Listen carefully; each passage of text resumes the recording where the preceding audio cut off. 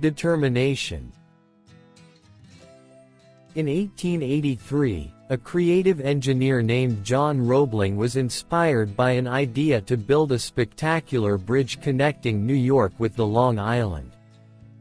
However, bridge-building experts throughout the world thought that this was an impossible feat and told Roebling to forget the idea.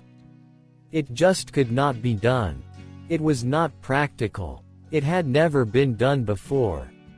Roebling could not ignore the vision he had in his mind of this bridge.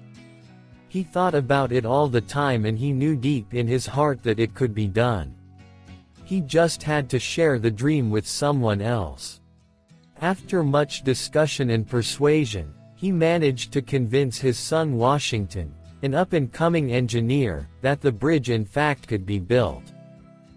Working together for the first time, the father and son developed concepts of how it could be accomplished and how the obstacles could be overcome. With great excitement and inspiration, and the headiness of a wild challenge before them, they hired their crew and began to build their dream bridge. The project started well, but when it was only a few months underway, a tragic accident on the site took the life of John Roebling. Washington was injured and left with a certain amount of brain damage, which resulted in him not being able to walk or talk or even move. We told them so. Crazy men and their crazy dreams. It's foolish to chase wild visions.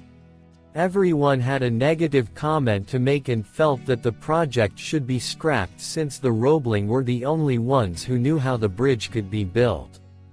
In spite of his handicap, Washington was never discouraged and still had a burning desire to complete the bridge, and his mind was still as sharp as ever. He tried to inspire and pass on his enthusiasm to some of his friends, but they were too daunted by the task. As he lay on his bed in his hospital room, with the sunlight streaming through the windows, a gentle breeze blew the flimsy white curtains apart and he was able to see the sky and the tops of the trees outside for just a moment. It seemed that there was a message for him not to give up. Suddenly an idea hit him. All he could do was move one finger and he decided to make the best use of it. By moving this, he slowly developed a code of communication with his wife. He touched his wife's arm with that finger, indicating to her that he wanted her to call the engineers again. Then he used the same method of tapping her arm to tell the engineers what to do. It seemed foolish, but the project was underway again. For 13 years Washington tapped out his instructions with his finger on his wife's arm, until the bridge was finally completed. Today the spectacular Brooklyn Bridge stands in all its glory as a tribute to the triumph of one man's indomitable spirit and his determination not to be defeated by circumstances. It is also a tribute to the engineers and their teamwork, and to their faith in a man who was considered mad by half the world. It stands too as a tangible monument to the love and devotion of his wife, who for 13 long years patiently decoded the messages of her husband and told the engineers what to do.